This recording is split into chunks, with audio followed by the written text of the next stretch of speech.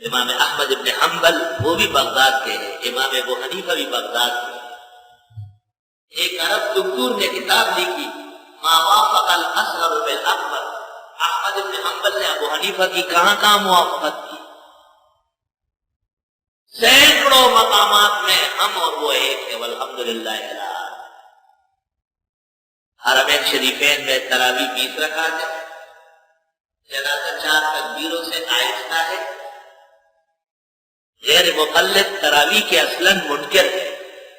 یاد رکھنا وہ قیام اللیل کے قائل ہے، اور 8 رکعت اور 12 کے سازشی پراپیگنڈے کرتے ہیں، اور صحابہ کے عمل سے، اجماع سے اور حرمین سے شرم نہیں آتی، اور جنازہ ملجہر پڑھتے ہیں، اون اون تیری کون سی کل سیدھی،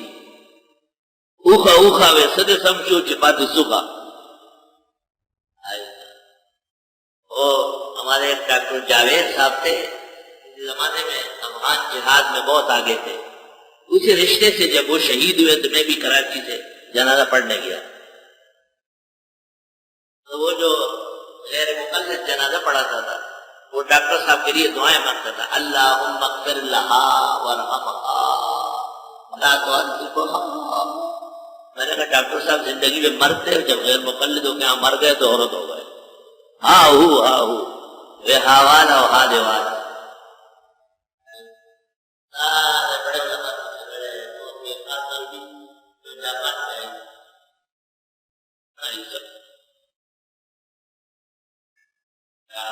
قوت الا باللہ۔ تفسیر ساوی میں ہے کہ اس فرقے پر اندیشہ ہے کہ یہ حق سے منحرف اور معرف ہے، تفسیر ساوی سورۃ اعراف میں۔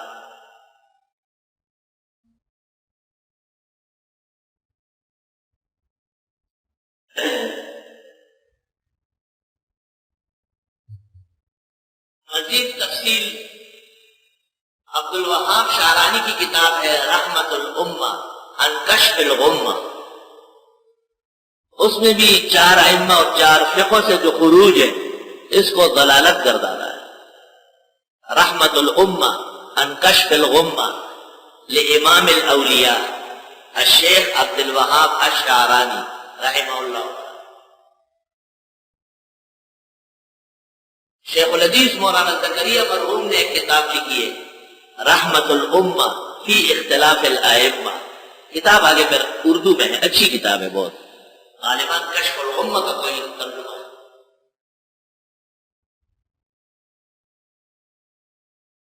اور خواجہ محمد معصوم صاحب مجدد صاحب کے چھوٹے صاحبزادے، خواجہ خرد جسے کہتے ہیں، چونکہ وہ بھائیوں میں چھوٹے تھے تو خواجہ خرد، ان کے مکاشفات میں ہیں کہ قیامت کے قریب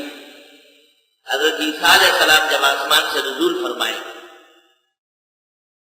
اور اس وقت کے امام مہدی ہوں گے، اس وقت فقہ حنفی عروج پر ہوگا، اور بقیہ مذاہب فقہ حنفی میں غم ہو چکے ہوں گے، شافعی، حنبلی، مالکی، اور فرمایا کانا یعملان بفقہ ابی حنیفہ، عیسیٰ علیہ السلام اور امام مہدی حنفی فقہ پر عمل کیا ہو۔ یہ بڑا کیا کہہ دیا، کیا کہہ دیا، یہ چیز ہے تو ہم اس کے پہلے ہمارا جیسے ہمارے نام ہمارے بتا ہم سے وہ کاشفات کو حق کے بینات سمجھتے ہیں، لیکن اشکال کی جگہ کیا ہے، اس پر تو تمام محدثین متفق ہیں، عیسیٰ علیہ السلام نے تشریف لائیں گے اور بے قیامت میں تو وہ نبی ہوں گے، نبوت کا انحصار نہیں ہے، سمجھ رہے ہیں میری بات، لیکن عمل شریعت کی محمدیہ پر کریں گے۔ جو عرب بادشاہ شاہ عبداللہ جب پاکستان آئے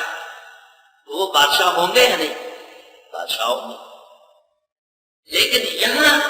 پروٹوکول جو ان کو دیا جائے گا اور ان کو راستوں سے گزارا جائے گا، ایئرپورٹ سے باہر لایا جائے گا، تو قوانین پاکستان کے ہوں گے یا سعودی ہوں گے؟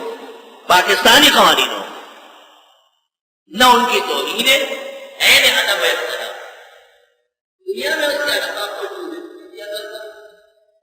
اور وہ اس کو بےعزتی سمجھیں گے۔ ہمارے بادشاہ جو عمر حج کے لیے جاتے ہیں وہاں سعودی پروٹوکول کے مطابق وہاں مہمان ہوتے ہیں، ان کے عمل ساتھ ہوتے ہیں، وہ اپنے امیگریشن سے نکالتے ہیں، ایسا تو اتنا رہے گا۔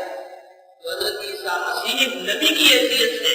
ہمارے پیغمبر سے 572 سال پہلے ہوئے ہیں اور ان کی نبوت برقرار ہے، اور وہ عمل شریعت محمدیہ پر کریں گے۔ تو اگر امام مہدی حنفی فقہ پر عمل کر لے تو غیر مقلد ذرا اشارے اور اوپر کر لے، ایسے کرے، اس سے کیا فرق پڑے گا؟ کتابوں میں تو درج ہو چکا ہے، امام اعظم ابو حنیفہ کا جامع تھا۔ اب بھی یہ جہاد جب عروج پر تھا، اللہ تعالیٰ مجاہدین کا دین کی سربلندی کے لیے وجود قائم رکھا، تو حنابلہ شوافی مالکی آتے تھے اور وہ حنفی کے مطابق رہتے تھے۔ مولانا شیر علی شاہ کے استاد ہیں، جزیرۃ العرب کے بڑے شیخ عبدالعزیز عثمان دامت برکاتہ، انہوں نے جہاں مجھے واقعہ سنا کہ ایک عرب شیخ آیا، بڑا بکسا ڈالروں کا بھر کے جہاد کے لیے لایا، پھر جب نماز کا وقت ہو گیا مصلی پہ کھڑا ہوا، ایک حنفی افغانی نے بازو سے پکڑ کے کہا پیچھے کھڑا ہو جاؤ، تاخر مصلی بنا امام، ہمارا اپنا امام ہے، اپنے مولوی پر نماز پڑھاؤ۔ عرب شیخ بہت خفا ہو گیا، رونے لگا، میں نے کہا بات سنو، تم یہاں یہ بکسا ڈالا امامت کرنے لائے جہاد پورا ہو رہا ہے، امامت اپنے وہاں حرم آ کر کے حنفی علماء آپ کے مصلی پہ جاتے ہیں کیا؟ تو مجھے عبدالعزیز عثمان کہتے ہیں کہ انشاءاللہ جب یہ لوگ کامیاب ہوں گے، عبدالعزیز عثمان خود سوڈان کا مالکی ہے، تب پوری دنیا میں ایک ہی ٹھکانا تھا۔ یہی تو وجہ تھی جو مغرب نے ان کو ظاہری اسباب میں شکست دے دیا تھا، ٹائم میں نہیں، ارادوں میں نہیں، ظاہری اسباب اوپر کی جو اس سے کیا فرق پڑتا ہے؟ اهدنا الصراط المستقیم، صحائے ستہ اور اس کے علاوہ دینی کتب احادیث کی، چاروں فقہی مسالک، چاروں ائمہ ان کے مجتہدات، فروعی اختلافات، اور چاروں سلسلے بزرگان دین کے، ولایت کے، تصوف کے، یہ برحق نظام ہے ہدایت، برحق نظام۔ دا سلور واڑا مذہب سره یو دي، ما او تا پکې پیدا کړو اختلاف، رحمان بابا اهدنا الصراط المستقیم، یہ دعا ہمارے حق میں قبول ہے، اس لیے ہم حنفی درسگاہ میں بیٹھ کر امام مالک، امام شافعی، امام احمد ابن حنبل، تمام ائمہ حدیث، تمام سلاسل رشد و ہدایت، ان کی حقانیت اور ربانیت پیدا کرتے ہیں۔